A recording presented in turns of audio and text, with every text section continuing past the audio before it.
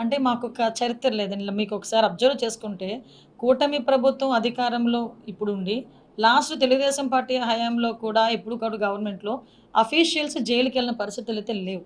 ఎందుకంటే మాది ఒకటే స్లోగన్. మీ రూల్ ప్రకారం మీరు పని చేయండి.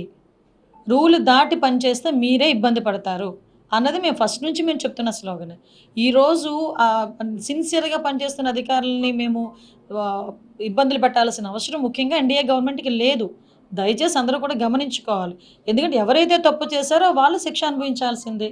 శిక్ష అనుభవించాల్సిన క్రమంలో కొన్ని కొన్ని చోట్ల కొంచెం అంటే వాళ్ళ తాలూకా రాజకీయ నాయకులకి రాజకీయ నాయకుల చేత శభాష్ అనిపించుకోవటానికో, లేకపోతే అప్పుడు ముఖ్యమంత్రి దగ్గర మార్కులు కొట్టేయటానికో కొంతమంది ఇలా పనిచేసి ఈరోజు ఇబ్బందులు తెచ్చుకునే పరిస్థితి ఉంది. మీకు తెలుసు శ్రీలక్ష్మి గారు ఒక సీనియర్ ఐఏఎస్ ఆఫీసర్ శ్రీలక్ష్మి. ఎన్ని రోజులు ఆవిడ జైల్లో ఇబ్బందులు పడ్డారో మనందరికీ కూడా తెలుసు. అలాంటి సందర్భం మా గవర్నమెంట్‌లో పనిచేసిన ఏ ఐఏఎస్ ఆఫీసర్‌కైనా, ఏ ఐపీఎస్ ఆఫీసర్‌కైనా అయిందా అండి? మళ్ళా మేము కూడా చాలా సందర్భాల్లో ప్రతిపక్షంలో ఉన్నాము. ప్రతిపక్షంలో ఉండి మేము కేసులు పడ్డాము, మేము ఇబ్బందులు పడ్డాము తప్పించి ఏ అధికారి మా వల్ల ఇబ్బందులు పడిన పరిస్థితి కనిపించలేదు. అది మేము డామ్ షూర్‌గా చెప్పగలం. మరి మీ గవర్నమెంట్‌లో ఉన్న అఫీషియల్స్ ఎందుకు ఈరోజు బయటకొచ్చి తప్పు చేశారని చెప్పి ప్రజల ముందు లేకపోతే చట్టం ముందు నిల్చోవాల్సిన అవసరం ఏమొచ్చింది? ఎందుకొచ్చింది? అన్నది మీరు ఆత్మావలోకనం చేసుకోవాలి. ఎందుకనంటే ఈరోజు మీరు చెప్పిన తప్పుడు పనులు చేయటం వల్ల ఈరోజు వాళ్ళు ఇబ్బందులు పడుతున్నారు. వాళ్ళు ఈరోజు అరెస్ట్ అయ్యే పరిస్థితి వచ్చింది. తీరా తప్పు చేయించి ఈరోజు వాళ్ళు ఇబ్బందులు పడే పరిస్థితి వచ్చినప్పుడు వాళ్ళకి మీరు కనీసం ఆ పక్కన వేరేగా మీరు సపోర్ట్ చేయడం అనేది పక్కన పెట్టండి.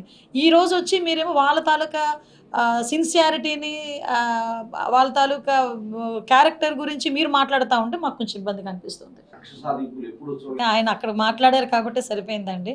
కానీ అదే గనక బయటకొచ్చి మాట్లాడితే యావరేజ్‌న 100 మంది ఉన్న ప్లేస్‌లో ఆయన మాట్లాడితే 70 మంది లేచి నీ హయాంలో నాకు అన్యాయం జరిగింది అని చెప్పి లేచి నుంచొని చెప్పే పరిస్థితి ఉంటుంది. ఆయన 4 గోడల మధ్యలో కూర్చొని వాళ్ళ కార్యకర్తల మధ్యలో కూర్చొని మాట్లాడితే కాదు. ఒక్కసారి ఆత్మావలోకనం చేసుకోమని చెప్పండి. ఫస్ట్ ప్రజావేదిక కూల్చిన దగ్గర నుంచి కూడా విధ్వంసం ఎలా స్టార్ట్ అయిందో ఒక్కసారి జగన్మోహన్ రెడ్డి గారికి బయటకొస్తే ప్రజలు గుర్తు చేసే పరిస్థితి ఉంది. ప్రజావేదికను కూల్చిన దగ్గర నుంచి మొదలుపెట్టింది విధ్వంసం. ఎంతమంది రాజకీయ నాయకులు మా లీడర్స్ మీద ఎంతమంది మీద కేసులు పెట్టారండి. అచ్చెన్నాయుడు గారి దగ్గర నుంచి కొల్లు రవీంద్ర గారు, ధూళిపాల నరేంద్ర గారు, దేవినేని ఉమా గారు, పట్టాభి గారు, మా మా పార్టీ ఆఫీస్ మీద దాడి, డీజీపీ ఆఫీస్ పక్కనున్న మా పార్టీ ఆఫీస్ మీద దాడి జరిగితే ఇదే జగన్మోహన్ రెడ్డి మా కార్యకర్తలకి బీపీ వచ్చింది. బీపీ వచ్చిన కారణంగా వాళ్ళు దాడి చేశారు అన్నారే తప్పించి అది తప్పు అన్న పదం ఉపయోగించలేదు.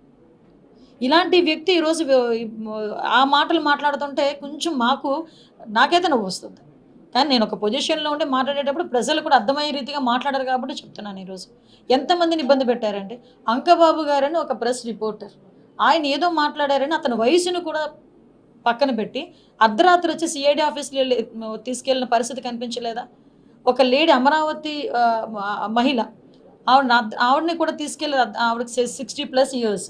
ఆవిడని కూడా సీఐడీ ఆఫీస్‌కి అర్ధరాత్రి పూట వచ్చి నోటీసులు ఇచ్చి తీసుకెళ్ళిన సందర్భం కనిపించలేదా?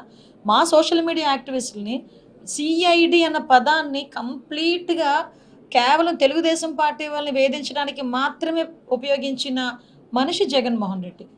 ఈవెన్ మీకందరికీ తెలుసు ఆ సిట్యుయేషన్‌లో ఎలా అయిందో.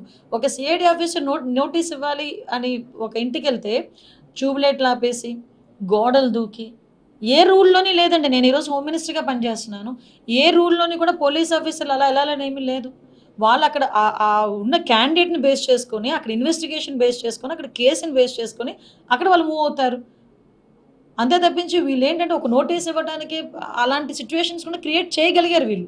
ఈరోజు అటువంటి అధికారులందరూ కూడా ఇబ్బంది పడుతున్నారు.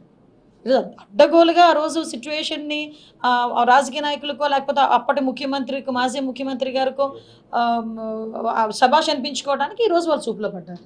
దానికి ఏదైనా ఉంటే న్యాయపరంగా తేల్చుకోవాల్సిందే.